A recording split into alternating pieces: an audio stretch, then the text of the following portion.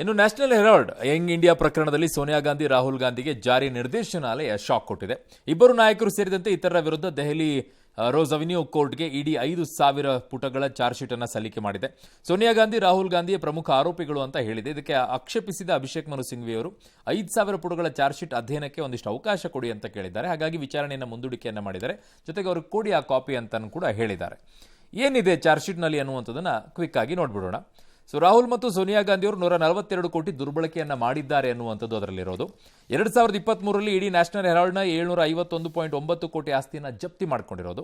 2023ರವರೆಗೆ ಇಬ್ಬರು ಕೂಡ ಅಪರಾಧದ ಆದಾಯವನ್ನು ಅನುಭವಿಸಿದ್ದಾರೆ ಅನ್ನೋದನ್ನ ಸೋನಿಯಾ ಮತ್ತು ರಾಹುಲ್ ಮತ್ತು ಸುಮನ್ ದುಬೆ ಮತ್ತು ಸ್ಯಾಮ್ ಪಿತ್ರೋಡ ನಂಬಿಕೆ ದ್ರೋಹವನ್ನು ಎಸಗಿದ್ದಾರೆ ಅನ್ನೋದು. ತಾಯಿ ಮಗ ಇಬ್ಬರದ್ದು ಕೂಡ 76% ಶೇರ್ ಹೊಂದಿದ್ದಾರೆ. ಅಂದರೆ ಸೋನಿಯಾ ಗಾಂಧಿ ಅವರದ್ದು 33% ಇದೆ, ಅವ್ರದ್ದು 33% ಇದೆ. ಎಜಿಎಲ್ಗೆ ಕೇವಲ 38% ಇದೆ. ಎಜಿಎಲ್ಗೆ ಕೇವಲ 50 ಲಕ್ಷ ನೀಡಿ ಯಂಗ್ ಇಂಡಿಯಾಗೆ 90.25 ಕೋಟಿ ಕಬಳಿಸಿದ್ದಾರೆ ಅಂತ ಹೇಳಿ. ರಾಹುಲ್ ಮತ್ತು ಸೋನಿಯಾ ಅಕ್ರಮ ಮಾಡಿದ್ದಲ್ಲದೆ ಗೊತ್ತಿದ್ದೂ ಕೂಡ ಅಕ್ರಮವನ್ನು ಮುಂದುವರಿಸಿದ್ದಾರೆ ಅನ್ನೋದು ಚಾರ್ಜ್ ಶೀಟ್ನಲ್ಲಿ ಉಲ್ಲೇಖ ಆಗಿರೋದು.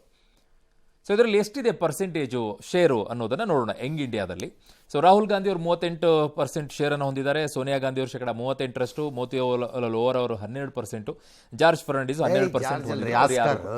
ಆಸ್ಕರ್ ಫರ್ನಾಂಡಿಸ್ ಅವರು ಆಸ್ಕರ್ ಫರ್ನಾಂಡಿಸ್ ಅವರು ಜಾರ್ಜ್ ಅಲ್ಲ, ಅದು ಆಸ್ಕರ್ ಫರ್ನಾಂಡಿಸ್ ಅವರು 12%. ಬಟ್ ಅವರಿಬ್ರು ಕೂಡ ಇಲ್ಲ ಈಗ. ಬಟ್ ಈ ಪ್ರಕರಣ ಒಂಥರ ಬೇರೆ ಬೇರೆ ದಿಕ್ಕಿನಲ್ಲಿ ಹೋಗುವ ಲಕ್ಷಣಗಳು ಕಾಣಿಸ್ಲಿಲ್ಲ. ಓಲ್ಡ್ ಕೇಸು, 10 ವರ್ಷದ ಕೇಸ್. ಹೌದು, ಆಲ್ಮೋಸ್ಟ್ ವಾಟ್ ಸ್ಟಾರ್ಟೆಡ್ ಆರಂಭ ಆಗಿದೆ ಸುಬ್ರಹ್ಮಣ್ಯಂ ಸ್ವಾಮಿ ಅವರ ಒಂದು ಖಾಸಗಿ ದೂರಿನ ಆಧಾರದ ಮೇಲೆ, ಅಲ್ಲಿಂದ ಇಲ್ಲಿಗೆ ಬಂದಿದೆ.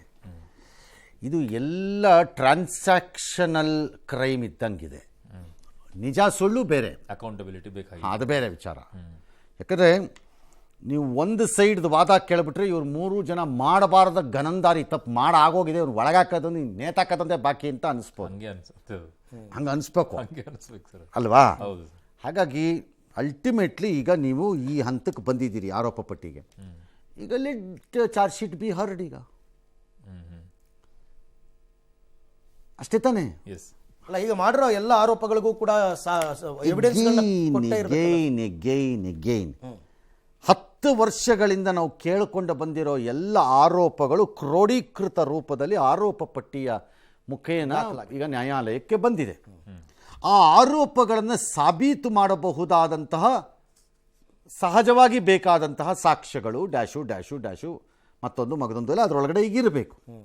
It be decided.